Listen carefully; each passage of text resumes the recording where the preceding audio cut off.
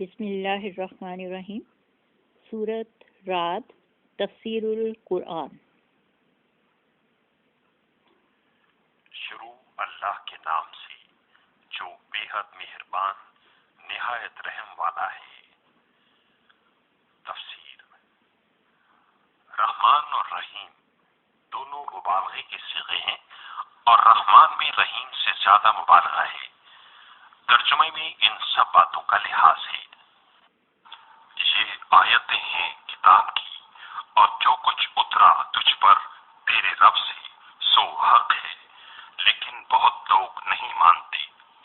تفسیر۔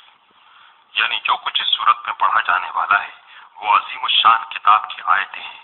یہ کتاب جو آپ پر پروردگار کی طرف سے اتاری گئی یقیناً حق و صواب ہے، لیکن جائز تعجب ہے کہ ایسی صاف اور واضح حقیقت کے ماننے سے بھی بہت لوگ انکار کرتے ہیں۔ اللہ وہ ہے جس نے اونچے بنائے آسمان، بغیر ستون دیکھتے ہو۔ تفسیر۔ یعنی اس دنیا کی ایسی عظیم الشان بلند اور مضبوط چھت خدا نے بنائی جسے تم دیکھتے ہو، اور لطف یہ ہے کہ کوئی ستون یا کھمبا یا گرڈر دکھائی نہیں دیتا جس پر اتنی بڑی ڈاٹ کھڑی کی گئی، بجز اس کے کہ کیا کہا جائے کہ محض قدرت کے غیر مرئی ستون کے سہارے اس کا قیام ہے۔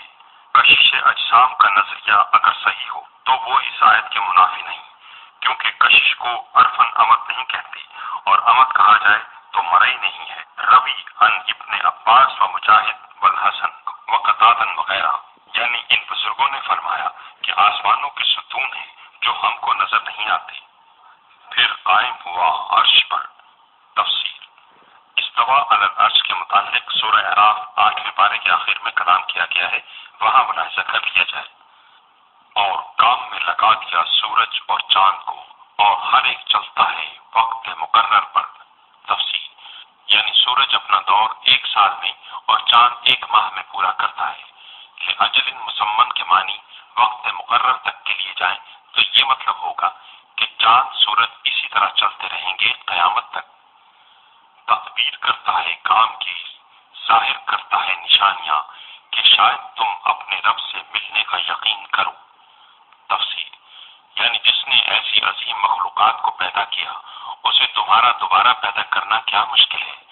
نیز ایک باخبر، مدبر، بیدار مغز اور طاقتور گورنمنٹ باغیوں اور مجرموں کو ہمیشہ کے لیے یوں ہی آزاد نہیں چھوڑے رکھتی، نہ وفادار امن پسند رعایا کی راحت رسانی سے اغماس کر سکتی ہے۔ پھر کیسے ممکن ہے کہ خداوند قدوس جو زمین و آسمان کے تخت کا تنہا مالک اور اپنی تدبیر و حکمت سے تمام مخلوقات علوی و سفلی کا انتظام بے احسن اسلوب قائم رکھنے والا ہے، مطیع و عاصی کو یوں ہی محمل چھوڑے رکھے گا؟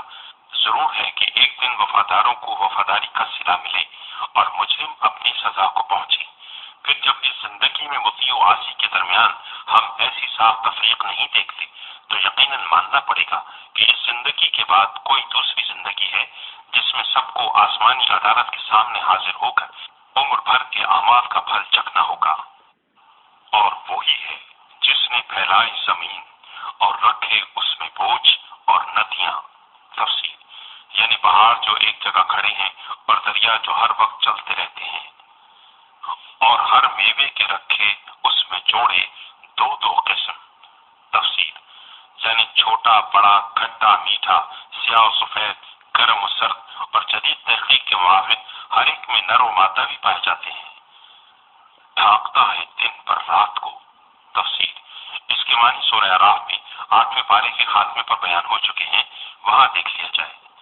اس میں نشانیاں ہیں ان کے واسطے جو کہ دھیان کرتے ہیں، اور زمین میں کھیت ہیں مختلف ایک دوسرے سے متصل، اور باغ ہیں انگور کے، اور کھیتیاں ہیں اور کھجوریں ہیں، ایک کی جڑ دوسرے سے ملی ہوئی اور بازی بن ملی، ان کو پانی بھی ایک ہی دیا جاتا ہے، اور ہم ہیں کہ بڑھا دیتے ہیں ان میں ایک کو ایک سے میووں میں۔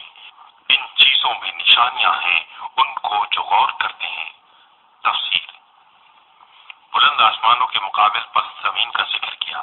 آسمان کے ساتھ چاند سورج کا بیان ہوا تھا کہ ہر ایک کی رفتار الگ ہے اور ہر ایک کا کام جداگانہ ہے۔ ایک کی گرم و تیز شعائیں جو کام کرتی ہیں، دوسرے کی ٹھنڈی اور دھیمی چاندنی سے وہ طرح یہاں زمین کے مختلف احوال اور اس سے تعلق رکھنے والی مختلف چیزوں کا ذکر فرمایا۔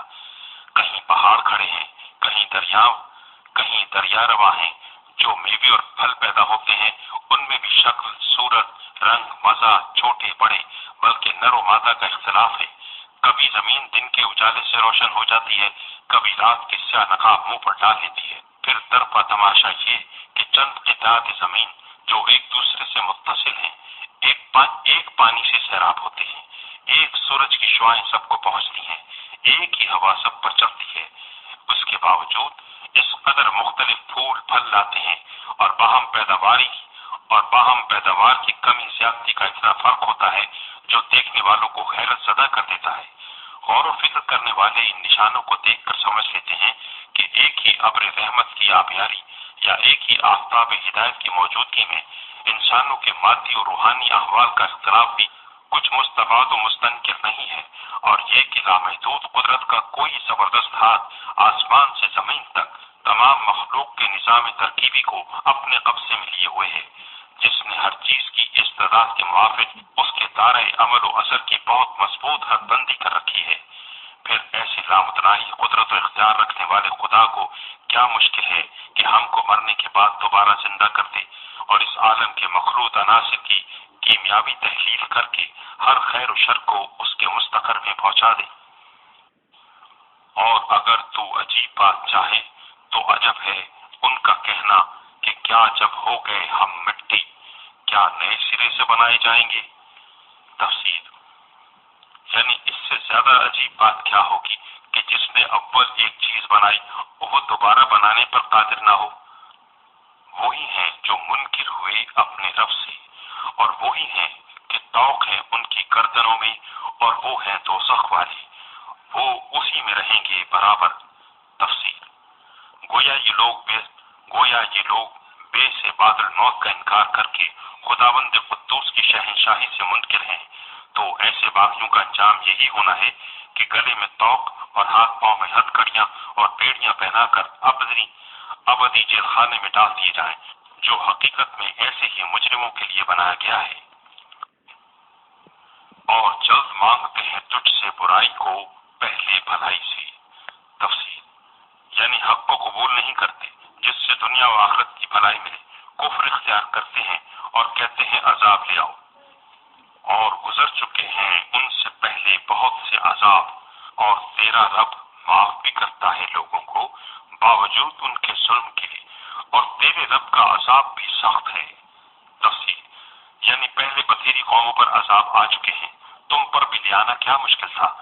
بات صرف اتنی ہے کہ تیرا پروردگار اپنی شان علم و عفو سے ہر چھوٹے بڑے جرم پر فوراً گرفت نہیں کرتا، وہ لوگوں کے ظلم و ستم دیکھتا اور درگزر کرتا رہتا ہے، حتیٰ کہ جب مظالم اور شرارتوں کا سلسلہ حد سے گزر جاتا ہے اس وقت اس کے تباہ کن عذاب سے بچنے کی کوئی صورت نہیں رہتی۔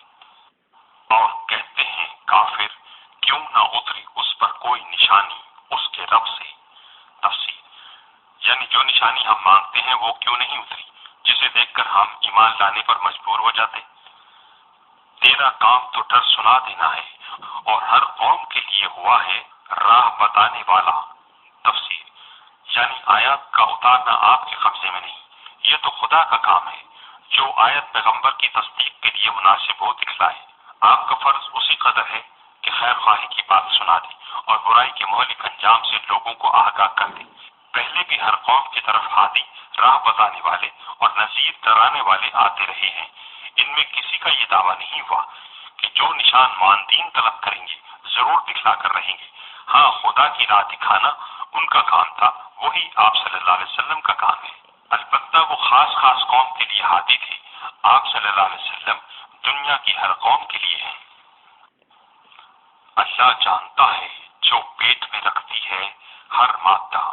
تفسیر، کہ مذکر ہے یا مؤنث، پورا ہے یا ادھورا، اچھا ہے یا برا، وغیر ذالک، اور جو سکڑتے ہیں پیٹ اور بڑھتے ہیں، اور ہر چیز کا اس کے یہاں اندازہ ہے۔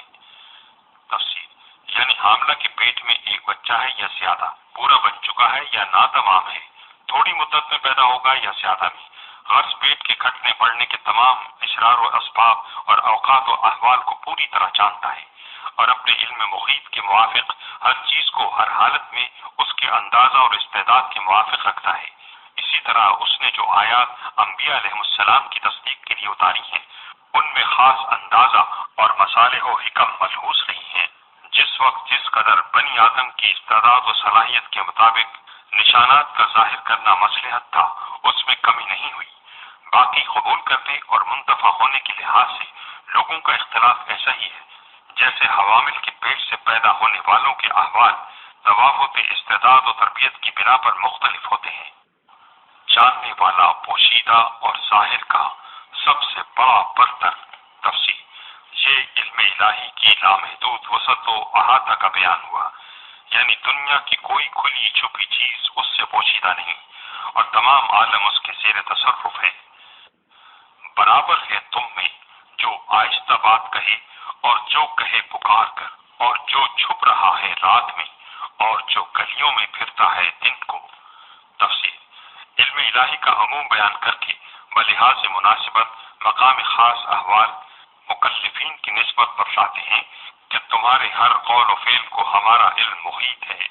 جو بات تم دل میں چھپاؤ یا آہستہ کہو اور جو اعلانیہ پکار کر کہو، نیز جو کام رات کی اندھیری میں پوشیدہ ہو کر کرو اور جو دن دہاڑے برسر بازار کرو، دونوں کی حیثیت علم الہی کے اعتبار سے یکساں ہے۔ بعض مفسرین نے آیت کو 3 قسم کے آدمیوں پر مشتمل بتلایا ہے۔ من اسر القول جو بات کو چھپائے، من جہر بہی جو ظاہر کرے، من ہوا مستخف باللیل وسارب بالنہار جو اپنا کام رات کو چھپائے، مثلا شب کو چوری کرنا اور دن کو ظاہر کرے، مثلا دن میں نمازیں پڑھنا۔ اللہ تعالیٰ کو سب یکساں طور پر معلوم ہے، اس کے پہرے والے ہیں بندے کے آگے اور پیچھے سے، اس کی نگہبانی کرتے ہیں اللہ کے حکم سے۔ تفصیل یعنی ہر بندے کے ساتھ خدا کے فرشتے مامور ہیں جن میں بعض اس کے سب اگلے پچھلے اعمال لکھتے ہیں اور بعض خدا کے حکم کے موافق ان بلاؤں کو دفع کرنے کا ذریعہ بنتے ہیں جن سے حق تعالیٰ بندے کو بچانا چاہتا ہے۔ جس طرح اس عالم میں خدا کی عام عادت ہے کہ جو چیز پیدا کرنا چاہے اس کے ظاہری اسباب مہیا کر دیتا ہے، ایسے ہی اس نے کچھ باطنی اسباب و ذرائع پیدا کیے ہیں جن کو ہماری آنکھیں نہیں دیکھتی، لیکن مشیت الہی کی تنفیذ ان کے واسطے سے ہوتی ہے۔ اللہ نہیں بدلتا کسی قوم کی حالت کو جب تک وہ نہ بدلیں جو ان کے جیوں میں ہے، اور جب چاہتا ہے اللہ کسی قوم پر آفت پھر وہ نہیں پھرتی اور کوئی نہیں ان کا اس کے سوا مددگار۔ تفسیر یعنی اللہ تعالیٰ اپنی نگہبانی اور مہربانی سے جو ہمیشہ اس کی طرف سے ہوتی رہتی ہے کسی قوم کو محروم نہیں کرتا جب تک وہ اپنی روش اللہ کے ساتھ نہ بدلے۔ جب بدلتی ہے تو آفت آتی ہے، پھر کسی کے ٹالے نہیں ٹلتی، نہ کسی کی مدد اس وقت کام دیتی ہے۔ تنبیہ یہاں قوموں کے عروج و زوال کا قانون بتایا ہے، اشخاص و افراد کا نہیں۔ قوم کی اچھی بری حالت متعین کرنے میں اکثریت اور غلبے کا لحاظ ہوتا ہے۔ وہی ہے کہ تم کو دکھلاتا ہے بجلی ڈر کو اور امید کو اور اٹھاتا ہے بادل بھاری۔ تفسیر پہلے بندوں کی حفاظت کا ذکر تھا، پھر بدعمالیوں سے جو آفت و مصیبت آتی ہے اس کا ذکر ہوا۔ معلوم ہوا کہ خدا کے ساتھ شان انعام و انتقام دونوں کی جامع ہے۔ اسی مناسبت سے یہاں بعض ایسے نشانہائے قدرت کی طرف توجہ دلائی جن میں بیک وقت امید و خوف کی 2 متضاد کیفیتیں پیدا کرنے کی صلاحیت ہے۔ یعنی جب بجلی چمکتی ہے تو امید بنتی ہے کہ بارش آئے گی اور ڈر بھی لگتا ہے کہ کہیں گر کر ہلاکت کا سبب نہ بن جائے۔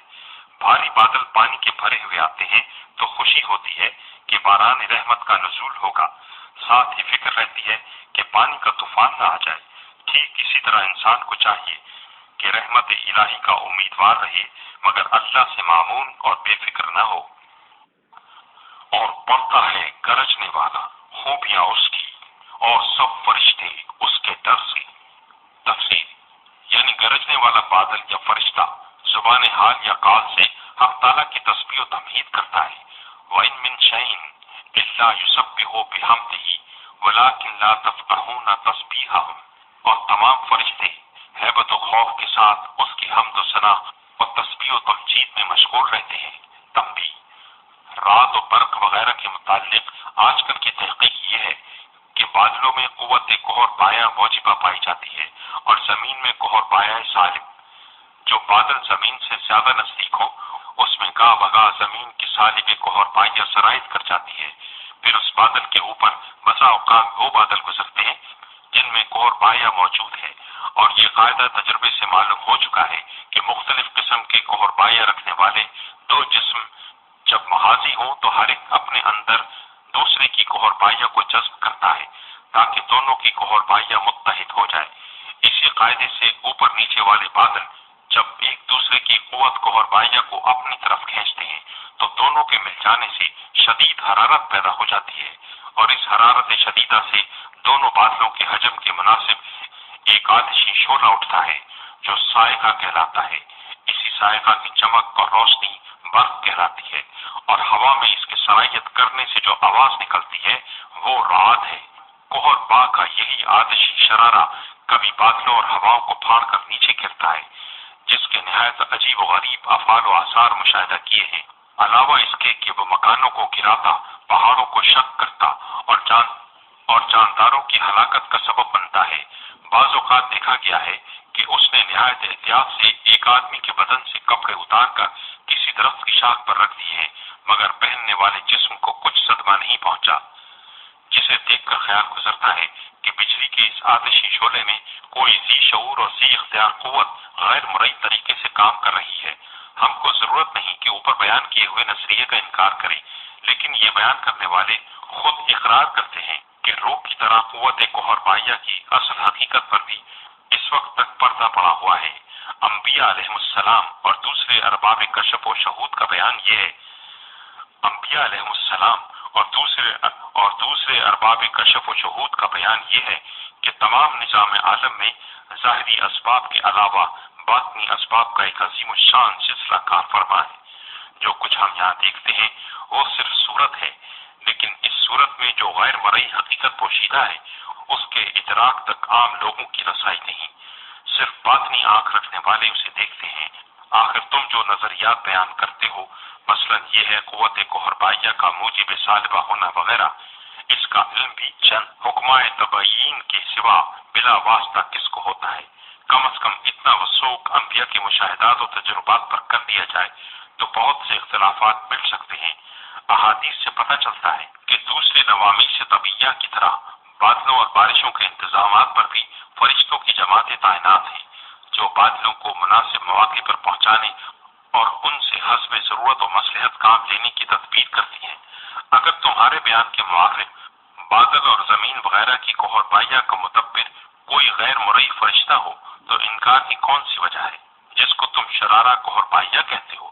چونکہ وہ فرشتے کے خاص تصرف سے پیدا ہوتا ہے، لہذا اسے وحی کی زبان میں مخالیق من نار یعنی فرشتے کا آتشی کوڑا کہہ دیا گیا، تو کیا قیامت ہوگی؟ اس کی شدت اور سخت اشتعال سے جو گرج اور کڑک پیدا ہوئی، اگر حقیقت کو لحاظ کرتے ہوئے اسے فرشتے کی ڈانٹ سے تعبیر فرمایا تو یہ نہایت موضوع تعبیر ہے۔ بہرحال سائنس نے جس چیز کی محض صورت کو سمجھا وہی نے اس کی روح اور حقیقت پر مطلع کر دیا۔ کیا ضرورت ہے کہ خواہ دونوں کو ایک دوسرے کا حریف مقابل قرار دے دیا جائے؟ علامہ محمود آلوسی نے بقرہ کے شروع میں اس پر معقول بحث کی ہے۔ اور بھیجتا ہے کڑک بجلیاں، پھر ڈالتا ہے جس پر چاہے، اور یہ لوگ جھگڑتے ہیں اللہ کی بات میں، اور اس کی آن یعنی پکڑ سخت ہے۔ تفسیر: ان جھگڑنے والوں پر عذاب کی بجلی نہ گرا دے۔ حدیث میں ہے کہ حضور صلی اللہ علیہ وسلم نے عرب کے ایک متکبر رئیس کے پاس آدمی بھیجا کہ اسے بلا لاؤ۔ قاصد نے اس کو کہا کہ رسول اللہ صلی اللہ علیہ وسلم تجھے بلاتے ہیں۔ کہنے لگا، رسول اللہ کون ہے اور اللہ کیا چیز ہے؟ سونے کا ہے یا چاندی کا یا تانبے کا؟ العیاذ باللہ۔ 3 مرتبہ یہی گفتگو کی۔ تیسری مرتبہ جب یہ گستاخانہ کلمات بک رہا تھا، ایک بادل اٹھا، فوراً بجلی گری اور اس کی کھوپڑی سر سے جدا کر دی۔ بعض روایات میں ہے کہ عامر بن طفیل اور اربد بن ربیہ نے آپ صلی اللہ علیہ وسلم کے خدمت میں حاضر ہو کر کہا کہ ہم اسلام لاتے ہیں بشرطیہ کہ آپ کے بعد خلافت ہم کو ملے۔ آپ نے انکار فرما دیا۔ دونوں یہ کہہ کر اٹھے کہ ہم مدینے کی وادی کو آپ کے مقابلے میں پیدل اور سواروں سے بھر دیں گے۔ آپ صلی اللہ علیہ وسلم نے فرمایا کہ اللہ اس کو روک دے گا اور انصار مدینہ روکیں گے۔ وہ دونوں چلے، راستے میں اربد پر بجلی گری اور عامر طاعون کی گلٹی سے ہلاک ہوا۔ فائدہ: رات کی آواز سن کر کہنا چاہیے سبحان من یسبح الرعد بحمدہ والملائکۃ من خیفتہ اللہم لا تقتلنا بغضبک ولا تہلکنا بعذابک وعافنا قبل ذلک۔ اسی کا پکارنا سچ ہے، اور جن لوگوں کو کہ پکارتے ہیں اس کے سوا وہ کام نہیں آتے ان کے کچھ بھی، مگر جیسے کسی نے پھیلائے دونوں ہاتھ پانی کی طرف کہ آ پہنچے اس کے منہ تک، اور وہ کبھی نہ پہنچے گا اس تک، اور جتنی پکار ہے کافروں کی سب گمراہی ہے۔ تفسیر: یعنی پکارنا اسی کو چاہیے جو ہر قسم کے نفع و ضرر کا مالک ہے۔ آج اس کو پکارنے سے کیا حاصل؟ اللہ کے سوا کون ہے جس کے قبضے میں اپنا یا دوسروں کا نفع و ضرر ہے؟ غیر اللہ کو اپنی مدد کے لیے بلانا ایسا ہے جیسے کوئی پیاسا کنویں کی من پر کھڑا ہو کر پانی کی طرف ہاتھ پھیلائے اور خوشامد کرے کہ میرے منہ میں پہنچ جا۔ ظاہر ہے قیامت تک پانی اس کی فریاد کو پہنچنے والا نہیں، بلکہ اگر پانی اس کی مٹھی میں ہو تب بھی خود چل کر منہ تک نہیں جا سکتا۔ حضرت شاہ صاحب لکھتے ہیں کہ کافر جن کو پکارتے ہیں بعض محض خیالات و اوہام ہیں، بعض جن اور شیاطین ہیں، اور بعضی چیزیں ہیں کہ ان میں کچھ خواص ہیں لیکن اپنے خواص کے مالک نہیں۔ پھر ان کے پکارنے سے کیا حاصل؟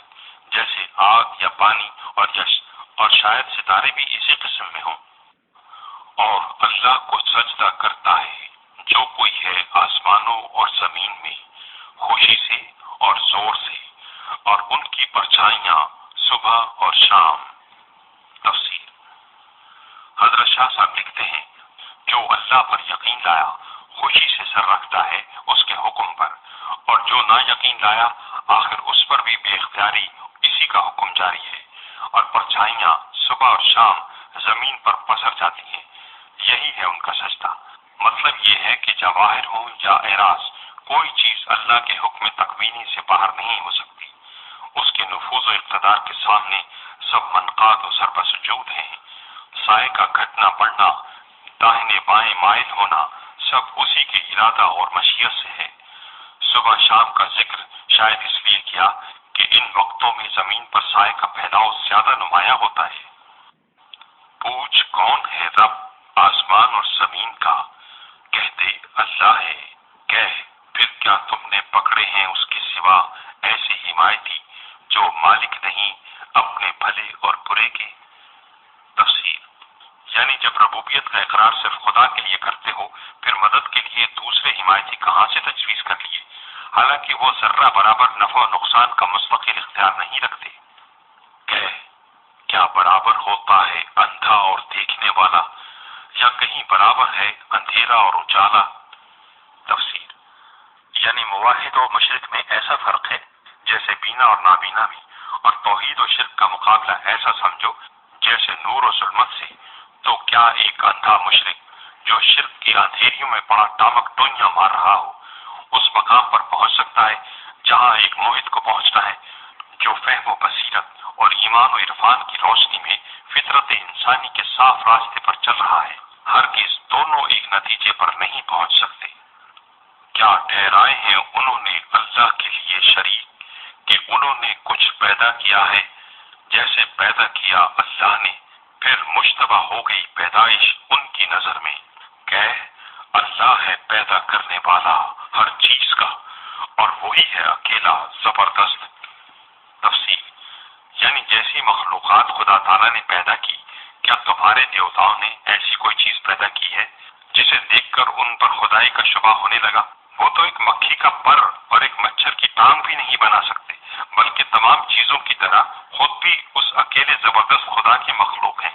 پھر ایسی عاجز و مجبور چیزوں کو خدائی کے تخت پر بٹھا دینا کس قدر گستاخی اور شوخ چشمی ہے۔ اتارا اس نے آسمان سے پانی، پھر بہنے لگے نالے اپنی اپنی موافق، پھر اوپر لے آیا وہ نالا جھاگ پھولا ہوا، اور جس کو تھونکتے ہیں آگ میں واسطے زیور کے یا اسباب کے، اس میں بھی جھاگ ہے ویسا۔ یوں بیان کرتا ہے اللہ حق اور باطل کو، سو وہ جھاگ تو جاتا رہتا ہے سوکھ کر، اور وہ جو کام آتا ہے لوگوں کے سو باقی رہتا ہے زمین میں۔ اس طرح بیان کرتا ہے اللہ مثالیں۔ تفسیر: آسمان کی طرف سے بارش اتری جس سے ندی نالے بہ پڑے، ہر نالے میں اس کے ظرف اور گنجائش کے موافق جتنا خدا نے چاہا پانی جاری کر دیا، چھوٹے میں کم بڑے میں زیادہ۔ پانی جب زمین پر رواں ہوا تو مٹی اور کوڑا کرکٹ ملنے سے گدلا ہو گیا، پھر میل کچیل اور جھاگ پھول کر اوپر آیا، جیسے تیز آگ میں چاندی، تانبا، لوہا اور دوسری معدنیات پگھلاتے ہیں تا زیور، برتن اور ہتھیار وغیرہ تیار کرے۔ اس میں بھی اسی طرح جھاگ اٹھتا ہے، مگر تھوڑی دیر بعد خشک یا منتشر ہو کر جھاگ رہ جاتا ہے۔ جھاگ جاتا رہتا ہے، اور جو اصلی کارآمد چیز تھی یعنی پانی یا پگھلی ہوئی معدنیات، وہی زمین میں یا زمین والوں کے ہاتھ میں باقی رہ جاتی ہیں، جس سے مختلف طور پر لوگ منتفع ہوتے ہیں۔ یہی مثال حق و باطل کی سمجھ لو۔ جب وحی آسمانی دین حق کو لے کر اترتی ہے تو قلوب بنی آدم اپنے اپنے ظرف اور استعداد کے موافق فیض حاصل کرتے ہیں، پھر حق و باطل باہم بھیڑ جاتے ہیں تو میل ابھر آتا ہے۔ بظاہر باطل چاک کی طرح حق کو دبا لیتا ہے، لیکن اس کا یہ ابال عارضی اور بے بنیاد ہے۔ تھوڑی دیر بعد اس کے جوش و خروش کا پتہ نہیں رہتا، خدا جانے کدھر گیا۔ جو اصلی اور کارآمد چیز جھاگ کے نیچے دبی ہوئی تھی یعنی حق و صداقت، بس وہی رہ گئی۔ دیکھو خدا کی بیان کردہ مثالیں کیسی عجیب ہوتی ہیں، کیسے مؤثر طرز میں سمجھایا کہ دنیا میں جب حق و باطل بھیڑتے ہیں یعنی دونوں کا جنگی مقابلہ ہوتا ہے تو گو برائے چند باطل اونچا اور پھولا ہوا نظر آئے، لیکن آخر کار باطل کو منتشر کر کے حق ہی ظاہر و غالب ہو کر رہے گا۔ کسی مومن کو باطل کی عارضی نمائش سے دھوکہ نہ کھانا چاہیے۔ اسی طرح کسی انسان کے دل میں جب حق اتر جائے، کچھ دیر کے لیے اوہام و وساوس زور شور دکھلائیں تو گھبرانے کی بات نہیں، تھوڑی دیر میں یہ ابال بیٹھ جائے گا اور خالص حق ثابت و مستقر رہے گا۔ گزشتہ آیات میں چونکہ توحید و شرک کا مقابلہ کیا گیا تھا، اس مثال میں حق و باطل کے مقابلے کی کیفیت بتلا دی۔ آگے دونوں کا انجام بالکل کھول کر بیان کرتے ہیں۔ جنہوں نے مانا اپنے رب کا حکم، ان کے واسطے بھلائی ہے۔ تفسیر: یعنی ایمان و عمل صالح اختیار کیا، ان کے لیے دنیا و آخرت کی بھلائی ہے۔ حقیقی خوشی اور قلبی طمانینت و سکون ان کے سوا کسی کو حاصل نہیں ہوتا۔ اور جنہوں نے اس کا حکم نہ مانا، اگر ان کے پاس ہو جو کچھ کے زمین میں ہے سارا اور اتنا ہی اس کے ساتھ اور، تو سب دیں اپنے بدلے میں۔ تفسیر: یعنی یہاں تو خیر جس طرح گزرے، لیکن آخرت میں ان کی حالت ایسی پریشانی اور گھبراہٹ کی ہوگی کہ اگر تمام دنیا کے خزانے ان کے ہاتھ میں ہوں، بلکہ اسی قدر اور بھی، تو تمنا کریں گے کہ ہم یہ سب فدیے میں دے کر اس پریشانی سے چھوٹ جائیں۔ ان لوگوں کے لیے ہے برا حساب۔ تفسیر: یعنی حساب میں کسی قسم کی رعایت اور درگزر نہ ہوگی، ایک ایک بات پر پوری طرح پکڑے جائیں گے، اور ٹھکانہ ان کا دوزخ ہے، وہ بری آرام کی جگہ ہے۔ بھلا جو شخص جانتا ہے کہ جو کچھ اترا تجھ پر تیرے رب سے حق ہے، برابر ہو سکتا ہے اس کے جو کہ اندھا ہے، سمجھتے وہی ہیں جن کو عقل ہے۔ تفسیر: مومن و کافر دونوں کا الگ الگ انجام ذکر فرمانے کے بعد متنبہ کرتے ہیں کہ ایسا ہونا عین عقل و حکمت کے موافق ہے۔ کوئی عقل مند یہ نہیں کہہ سکتا کہ ایک نپٹ اندھا جسے کچھ نظر نہ آئے، یوں ہی اناپ شناپ اندھیرے میں پڑا ٹھوکریں کھا رہا ہو، اس شخص کی برابری کر سکتا ہے جس کے دل کی آنکھیں کھلی ہیں اور پوری بصیرت کے ساتھ حق کی روشنی سے مستفید ہو رہا ہے۔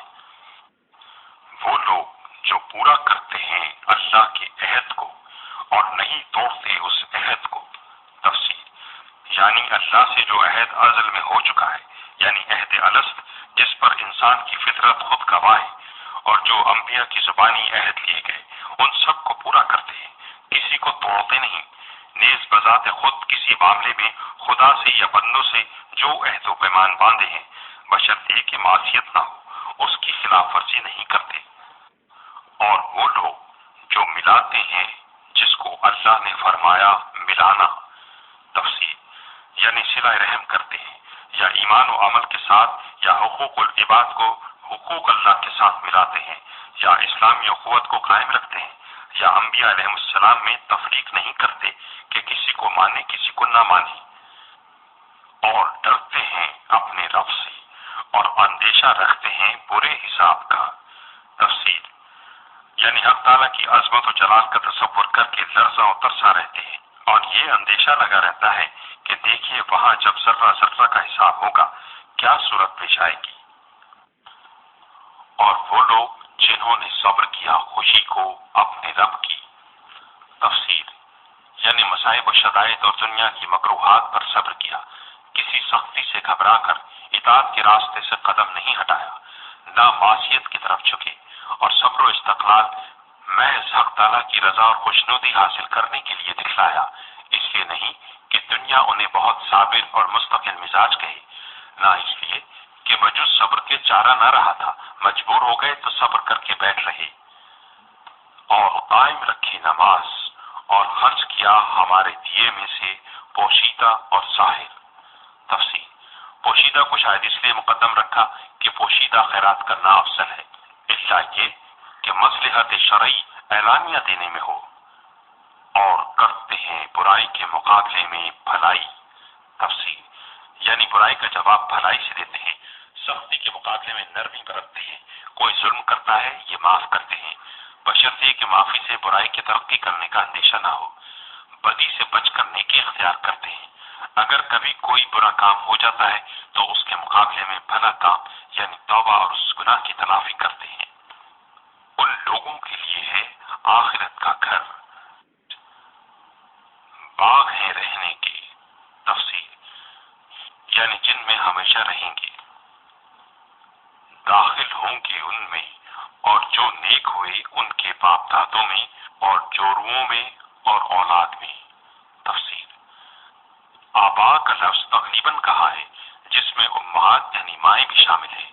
یہ جنت کی بشارت کے ساتھ مزید خوشخبری سنائی کہ ایسے کاملین کو جن کی خصال ابھی بیان ہوئی، جنت میں ایک نعمت و مسرت یہ حاصل ہوگی کہ وہ اور ان کے ماں باپ، اولاد، بیویاں جو اپنی نیکی کی بدولت دخول جنت کے لائق ہوں، سب اکٹھے رہیں گے، حتیٰ کہ ان متعلقین میں سے اگر کوئی رتبہ ہوگا تو حق تعالیٰ اپنی نوازش و مہربانی سے درجہ بڑھا کر اس مرد کامل سے نزدیک کر دے گا۔ والذین آمنوا واتبعتهم ذریتهم بایمان الحقنا بهم ذریتهم۔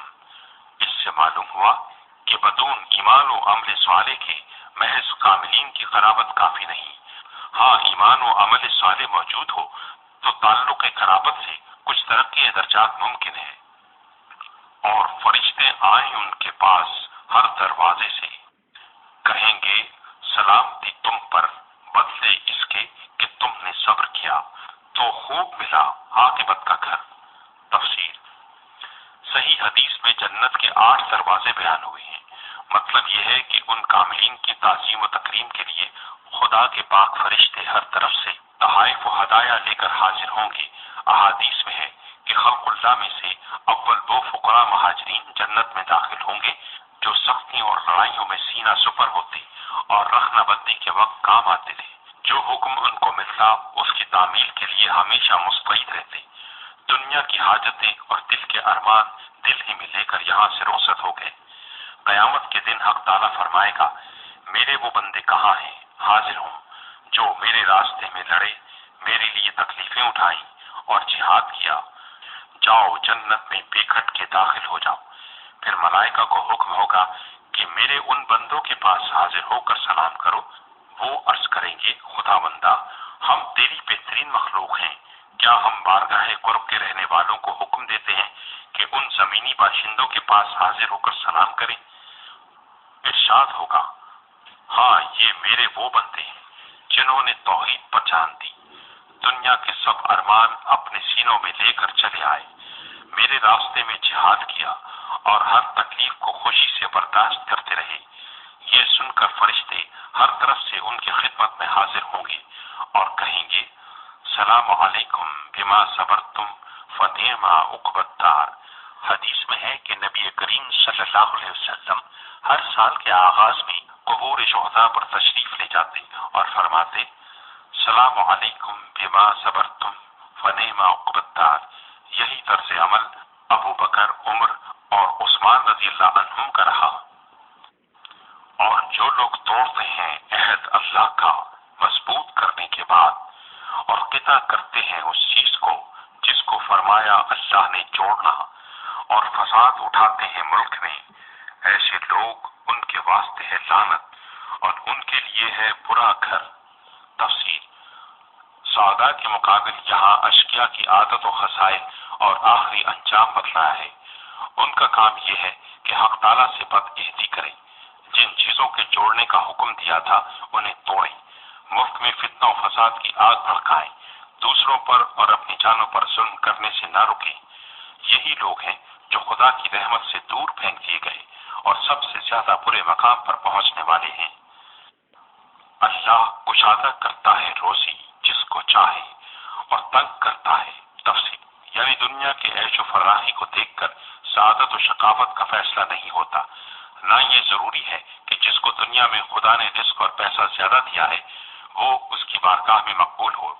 بہت سے مقبول بندے بطور آزمائش و امتحان یہاں عسرت کی زندگی بسر کرتے ہیں، اور مردود مجرموں کو ڈھیل دی جاتی ہے، وہ مزے اڑاتے ہیں۔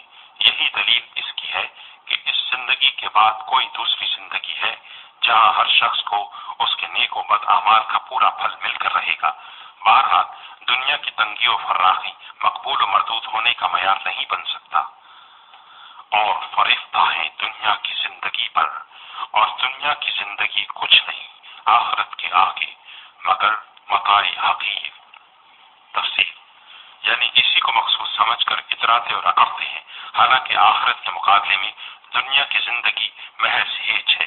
جیسے ایک شخص اپنی انگلی سے سمندر کو چھوئے تو وہ تری جو انگلی کو پہنچی ہے سمندر کے سامنے کیا حقیقت رکھتی ہے؟ دنیا کی آخرت کے مقابل اتنی بھی حقیقت نہیں۔ لہذا عقلمند کو چاہیے کہ فانی پر باقی کو مقدم رکھے۔ حقیقت یہ ہے کہ دنیا آخرت کی کھیتی ہے، بذات خود مقصود نہیں۔ یہاں کے سامانوں سے اس طرح تمتع کرو جو آخرت کی کامیابی کا ذریعہ بنے، جیسے صحابہ رضی اللہ عنہم نے کیا۔ اور کہتے ہیں کافر کیوں نہ اتری اس پر کوئی نشانی اس کے رب سے؟ کہہ دے اللہ گمراہ کرتا ہے جس کو چاہے اور راہ دکھلاتا ہے اپنی طرف اس کو جو رجوع ہوا۔ تفسیر: سینکڑوں نشان دیکھتے تھے مگر وہی مرغے کی ایک ٹانگ پکڑی ہوئی تھی کہ ہم جو کہتے جائیں وہ نشان دکھاؤ۔ مثلا مکہ کے پہاڑوں کو ذرا اپنی جگہ سے سرکا کر کھیتی باڑی کے لیے زمین وسیع کر دو، یا زمین کو پھاڑ کر چشمے اور نہریں نکال دو، یا ہمارے پرانے بزرگوں کو دوبارہ زندہ کر کے ہم سے بات چیت کرا دو۔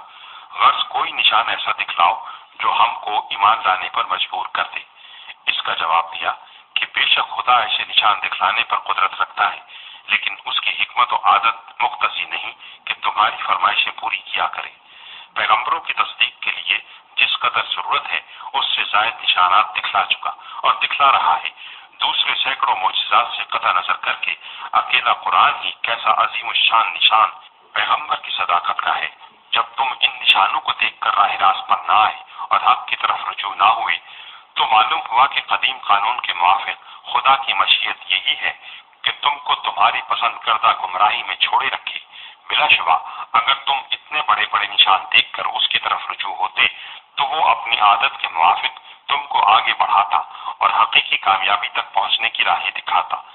جب تم نے خود ہی نہ چاہا تو اس کی حکمت بھی اسی کو مقتضی ہے کہ تمہیں مجبور نہ کرے۔ پھر فرمائشی نشان دکھلانے کی کیا ضرورت رہی؟ بلکہ نہ دکھلانے میں تمہارا فائدہ ہے، کیونکہ سنت اللہ یہ ہے کہ فرمائشی نشان اسی وقت دکھلائے جاتے ہیں جب کسی قوم کو تباہ کرنا مقصود ہو۔ حدیث میں ہے کہ حق تعالیٰ نے فرمایا اے محمد اگر تم چاہو تو ہم ان کو فرمائشی نشان دکھلا دیں، اس پر بھی نہ مانے تو ایسا عذاب بھیجا جائے گا جو دنیا میں کسی پر نہ آیا ہو، اور اگر تم چاہو تو رحمت و توبہ کا دروازہ کھلا رکھیں۔ آپ صلی اللہ علیہ وسلم نے دوسری شق کو اختیار فرمایا، چنانچہ یہی ماندانہ فرمائشی کرنے والے بہت سے بات کو مسلمان ہو گئے۔ وہ لوگ جو ایمان لائے اور چین پاتے ہیں ان کے دل اللہ کی یاد سے، तफसीर, ये खुदा की तरफ रुजू होने वालों का बयान हुआ, यानी उनको दौलत ईमान नसीब होती है और जिक्रुल्लाह यानी खुदा की याद से चैन और इत्मीनान हासिल करते हैं, क्योंकि सबसे बड़ा जिक्र तो कुरान है। इन्ना नहनु नज़्ज़लना ज़िक्रा व इन्ना लहू लहाफिज़ून, जिसे पढ़कर उनके दिलों में यकीन की कैफियत पैदा होती है, शुबहात व वसावस से शैतानियां दूर होकर सुकून व इत्मीनान मयस्सर आता है। एक तरफ अगर हक ताला की अजमत व महाबत दिलों में खौफ व खशियत पैदा करती है, तो दूसरी तरफ लामहदूद रहमत व मग़फ़िरत का जिक्र कल में सुकून और राहत के सामान पहम पहुंचाता है। गर्ज उनका दिल हर तरफ से टूटकर एक खुदा की तरफ जम जाता है और जिक्रुल्लाह का नूर उनके क़ुलूब से हर तरह की दुनियावी वहशत और घबराहट को दूर कर देता है। सुनता है, अल्लाह की याद ही से चैन पाते हैं दिल। तफसीर, यानी दौलत, हुकूमत, मनसब, जागीर या फरमाइशी निशानात का देख लेना कोई चीज इंसान को हकीकी सुकून और इत्मीनान से हम आगोश नहीं कर सकती। सिर्फ याद इलाही से जो ताल्लुक माए अल्लाह हासिल होता है, वही है जो दिलों की इस्तराब और वहशत को दूर कर सकता। जो लोग ईमान लाए और काम किए अच्छे, खुशहाली है उनके वास्ते और अच्छा ठिकाना। तफसीर, मुतरज्जिम मुहक्किक ने तूबा के लुग़वी मानी लिए हैं। इसी के अंदर जन्नत का वो दरख्त भी आ गया जिसे हदीस सही में तूबा के नाम से मौसूम फरमाया है। इसी तरह तुझको भेजा हमने एक उम्मत में कि गुजर चुकी हैं इससे पहले बहुत उम्मतें, ताकि सुनाए तू उनको जो हुक्म भेजा हमने तेरी तरफ। तफसीर, यानी जिस तरह हम अपनी तरफ रुजू होने वालों को कामयाबी की राह दिखाते हैं, इसी तरह इस उम्मत की रहनुमाई के लिए हमने तुझे मबऊस किया, ता जो किताब अपनी रहमत कामला से तुझ पर उतारी है, आप इनको पढ़कर सुना दें। आपका पैगंबर बनाकर भेजा जाना कोई अनोखी बात नहीं। पहली उम्मतों की तरफ भी पैगंबर भेजे जा चुके हैं। जो उस वक्त तकसीब करने वालों का हश्र हुआ, इन लोगों को भी पेश नजर रखना चाहिए। और वो मुनकिर होते हैं रहमान से। तफसीर, यानी रहमान ने अपनी रहमत कामला से कुरान उतारा, और रहमान अल्लमल कुरान, और आपको रहमतुल लिल आलमीन बनाकर भेजा, मगर उन्होंने सख्त नाशुक्री और कुफरान नेमत पर कमर बांध ली। रहमान का हक मानने से मुनकिर हो गए, बल्कि उस नाम से ही वहशत खाने लगे। इसलिए हुदैबिया के सुलहनामा में बिस्मिल्लाहिर्रहमानिर्रहीम लिखने पर झगड़ा किया। तू कह, वही रहमान, वही रब है मेरा, किसी की बंदगी नहीं उसके सिवा, उसी पर मैंने भरोसा किया है और उसी की तरफ आता हूँ रुजू करके।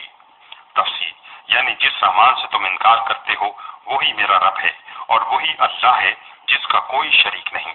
कुलिदुल्लाह अबिदुर रहमान अय्यम्मा तदऊ फलहुल अस्माउल हुस्ना, मेरा आगाज व अंजाम सब उसी के हाथ में है, मैं उसी पर तवक्कुल करता हूँ।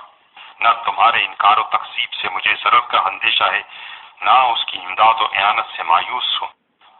और अगर कोई कुरान हुआ होता कि चलें उससे पहाड़ या टुकड़े हुए उससे जमीन या बोलें उससे मुर्दे, तो क्या होता, बल्कि सब काम तो अल्लाह के हाथ में है। तफसीर, यहाँ कुरान से मुराद आम किताब है, जैसा कि एक हदीस सही में ज़बूर पर लफ्ज़ कुरान का इत्तलाक हुआ है। यानी अगर कोई किताब ऐसी उतारी जाती जिससे तुम्हारे ये फरमाइशी निशान पूरे हो जाते, तो वो बजुज़ इस कुरान के और कौन सी हो सकती थी। यही कुरान है जिसने रूहानी तौर पर पहाड़ों की तरह जमे हुए लोगों को उनकी जगह से हटा दिया, क़ुलूब बनी आदम की जमीनों को फाड़कर मारिफत इलाही के चश्मे जारी कर दिए, वसूल इल्लाह के रास्ते बरसों की जगह मिनटों में तय कराए, मुर्दा कौमों और दिलों में अबदी जिंदगी की रूह फूंक दी। जब ऐसे कुरान से तुमको शिफा और हिदायत नसीब ना हुई, तो फर्ज करो तुम्हारी तलब के मुआफिक अगर ये कुरान मादी और हिस्सी तौर पर भी वो सब चीजें दिखला देता जिनकी फरमाइश करते हो, तब ही क्या उम्मीद थी कि तुम ईमान ले आते और नई हुज्जतें और कच बहसियां शुरू ना करते। तुम ऐसे जिद्दी और सरकश वाक़े हुए हो कि किसी निशान को देखकर ईमान लाने वाले नहीं। असल ये है कि सब काम यानी हिदायत और अजलाल अल्लाह के हाथ में है।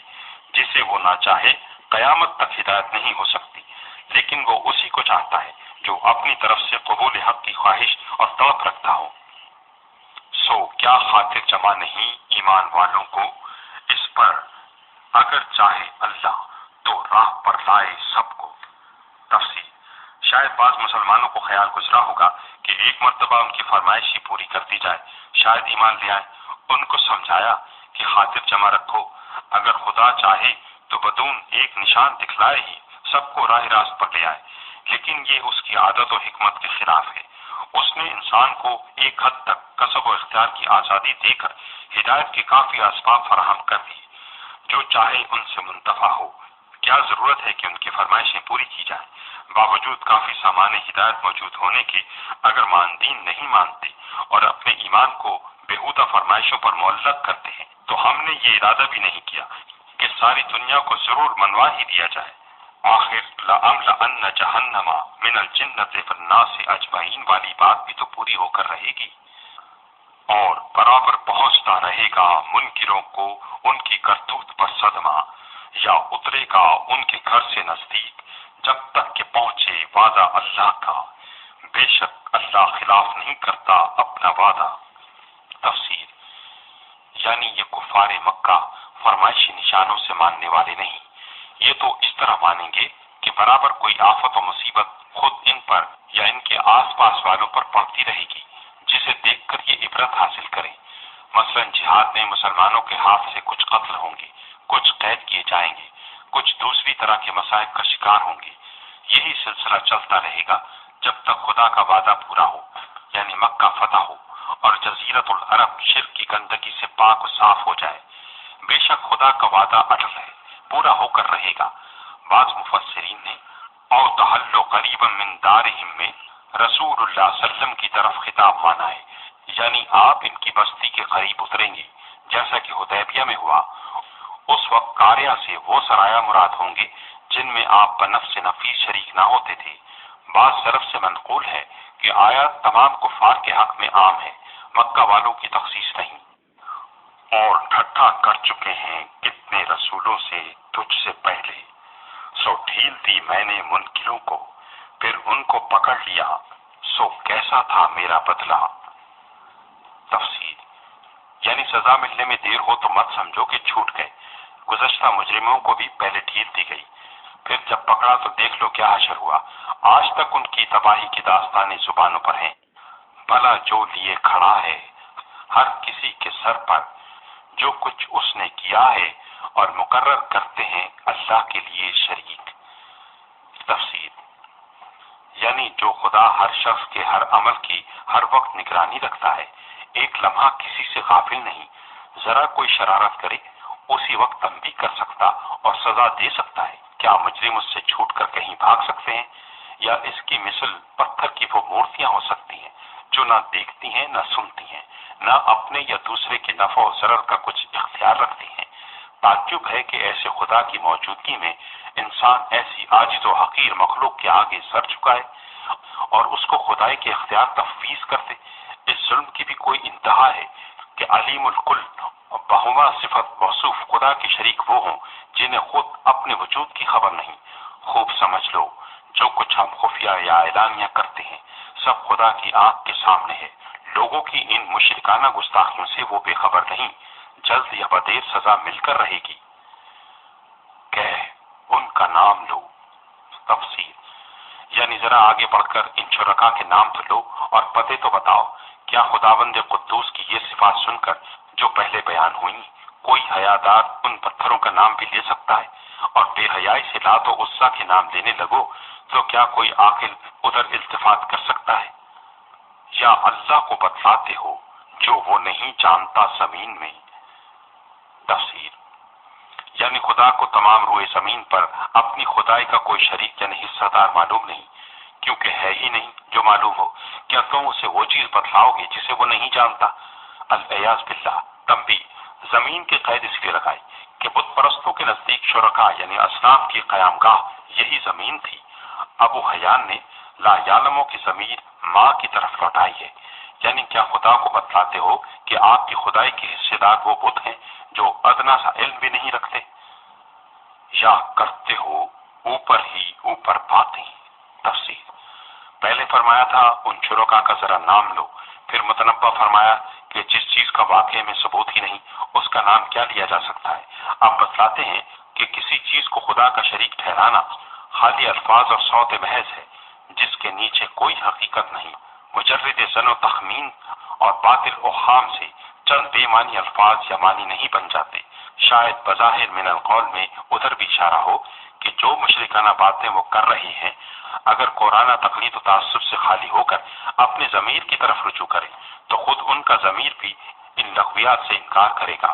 اس لیے کہنا چاہیے یہ سب اوپر اوپر کی باتیں ہیں جن کو انسانی ضمیر اور انسانی فطرت دونوں مردود ٹھہرا چکے ہیں۔ یہ نہیں بلکہ بھلے سمجھا دیے ہیں منکروں کو ان کے فریب اور وہ روک دیے گئے ہیں راہ سے۔ تفسیر یعنی کچھ بھی نہیں، شرک کی حمایت میں ان کی یہ مستعدی اور توحید کے مقابلے میں اس قدر جد و جہد خالی نفس کا دھوکہ اور شیطان کا فریب ہے، اسی نے ان کو راہ حق سے روک دیا ہے۔ اور جس کو گمراہ کرے اللہ سو کوئی نہیں اس کو بتانے والا۔ تفسیر یعنی جسے خدا ہدایت کی توفیق نہ دے اسے کون راہ پر لا سکتا ہے، اور وہ اسی کو توفیق دیتا ہے جو با اختیار خود ہدایت کے دروازے اپنے اوپر بند کر دے۔ ان کو مار پڑتی ہے دنیا کی زندگی میں۔ تفسیر مجاہدین کے ہاتھوں سے یا بلا واسطہ قدرت کی طرف سے، اور آخرت کی مار تو بہت ہی سخت ہے اور کوئی نہیں ان کو اللہ سے بچانے والا۔ تفسیر یعنی بے سزا دیے چھوڑے گا نہیں، پھر وہاں کی سزا کا کیا پوچھنا۔ حال جنت کا جس کا وعدہ ہے پرہیزگاروں سے، بہتی ہیں اس کے نیچے نہریں، میوہ اس کا ہمیشہ ہے۔ تفسیر جس کی کوئی نو کبھی ختم نہ ہوگی اور ہمیشہ وہی ملے گا جس کی خواہش کریں گے، اور سایہ بھی۔ تفسیر یعنی سایہ بھی ہمیشہ آرام دہ رہے گا، نہ کبھی دھوپ کی تپش ہوگی نہ سردی کی تکلیف۔ یہ بدلہ ہے ان کا جو ڈرتے رہے۔ تفسیر یعنی خدا سے ڈر کر شرک و کفر کو چھوڑے رکھا، اور بدلہ منکروں کا آگ ہے۔ تفسیر اہل حق اور اہل باطل کا انجام ایک دوسرے کے بالمقابل بیان فرمایا۔ اور وہ لوگ جن کو ہم نے دی ہے کتاب خوش ہوتے ہیں اس سے جو نازل ہوا تجھ پر۔ تفسیر جن کو اب قرآن دیا ہے یعنی مسلمان، اور جن کو پہلے تورات و انجیل وغیرہ دی گئی یعنی یہود و نصارہ، اس چیز کو سن کر خوش ہوتے ہیں جو آپ صلی اللہ علیہ وسلم پر نازل کی گئی۔ مسلمانوں کا خوش ہونا تو ظاہر ہے کہ وہ اس کتاب کو فلاح دارین کے قریب جانتے تھے۔ باقی یہود و نصارہ میں جو لوگ اہل علم و انصاف اور فی الجملہ حق پرست تھے ان کے لیے بھی ایک طرح مسرت کا موقع تھا، کیونکہ وہ دیکھتے تھے کہ قرآن کریم جیسی فراخ دلی سے ان کی اصل کتابوں کی تصدیق اور ان کے انبیاء کی تعریف و تعظیم میں رطب اللسان ہے، بلکہ سچے احبار و رہبان کی وجود کو بھی ماری سے مدح میں پیش کرتا ہے۔ چنانچہ اسی قسم کے منصف و حق پرست یہود و نصارہ آخرکار مشرف با اسلام ہوئے، اور بعض فرقے نہیں مانتے اس کی بازی بات۔ تفسیر یعنی یہود و نصارہ یا عرب کے جاہلوں میں وہ جماعتیں بھی ہیں جو قرآن سے اس لیے ناخوش ہیں کہ انہیں اس کی بعض چیزوں سے انکار ہے، اور یہ وہی چیزیں ہیں جو ان کی تحریف و تبدیل یا آراء و احوا کے خلاف قرآن نے بیان کی ہیں۔ کہ مجھ کو یہی حکم ہوا ہے کہ بندگی کروں اللہ کی اور شریک نہ کروں اس کا، اسی کی طرف بلاتا ہوں اور اسی کی طرف ہے میرا ٹھکانہ۔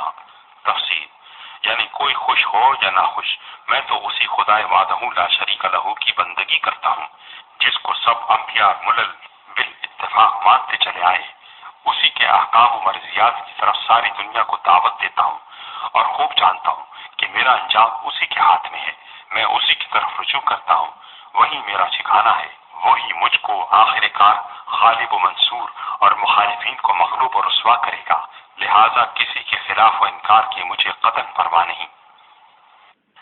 اور اسی طرح اتارا ہم نے یہ کلام حکم عربی زبان میں۔ تفسیر یعنی جیسے بیشتر دوسری کتابیں اتاری گئیں، اس وقت یہ قرآن اتارا جو عظیم الشان معرف و حکم پر مشتمل اور حق و باطل کا آخری فیصلہ کرنے والا ہے۔ پھر جس طرح ہر پیغمبر کو اسی زبان میں کتاب دی گئی جو اس کی قومی زبان تھی، ایسے ہی محمد عربی صلی اللہ علیہ وسلم کو عربی قرآن دیا گیا۔ بلا شبہ قرآن جیسی موجزہ جامع کتاب ایسی ہی زبان میں نازل ہونی چاہیے تھی جو نہایت بلیغ، وسیع، جامع، منضبط، واضح، پر مغز اور پرشوقت ہونے کی وجہ سے ام الالسنہ اور ملکۃ اللغات کہلانے کی مستحق ہے۔